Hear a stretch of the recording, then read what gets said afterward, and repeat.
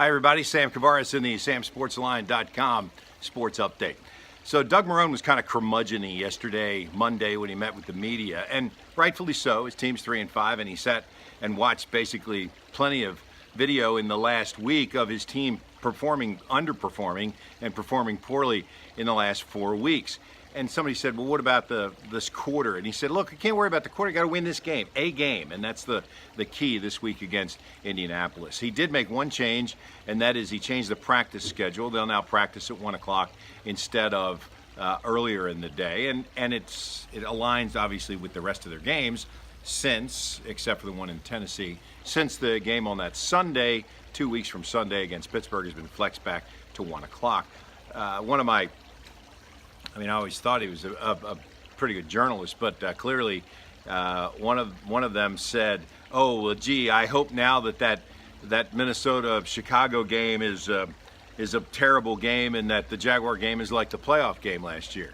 Well, that's how fans should think. But from a media standpoint and from a realistic idea, the Jaguars don't deserve to be on national television. And if you're Doug Marrone, which is he was asked yesterday, he knows it, and that's what he said. We don't deserve that kind of exposure. Shad Khan, I'm sure, isn't happy, and a lot of fans not happy, but that's the case. If you're not any good, and if the Jaguars don't have wins, they don't bring anybody to the table, whether it's the Steelers or not. So there were plenty of times in the late 90s the Jaguars were on national television, and deservedly so, because of the competitive nature of the team. This team is not that. And if they get that way in the second half of the season, then yes, maybe some of their games will be flexed the other way.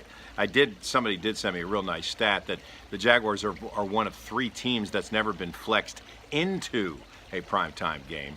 And if you think about it, in the last 10 years, they certainly haven't deserved that at all. But this week against Indianapolis, 1 o'clock in Indy, and we'll talk about that plenty this week. In addition, the Florida Gators got thumped on homecoming at home, and what does that mean?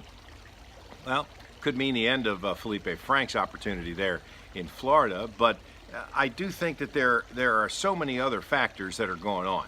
Dan Mullen had a little better team than he thought when he took the job, and that's kind of interesting that they're a better team than that. The problem is getting them to perform in the system that he wants and all the different nuances that he's trying to get to.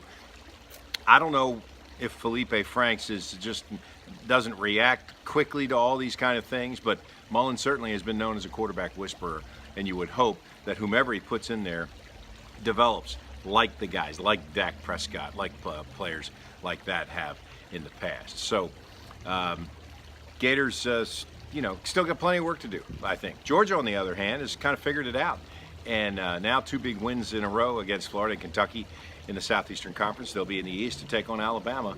And who knows, it could be first of 2 games that these 2 teams play, similar to what happened last year.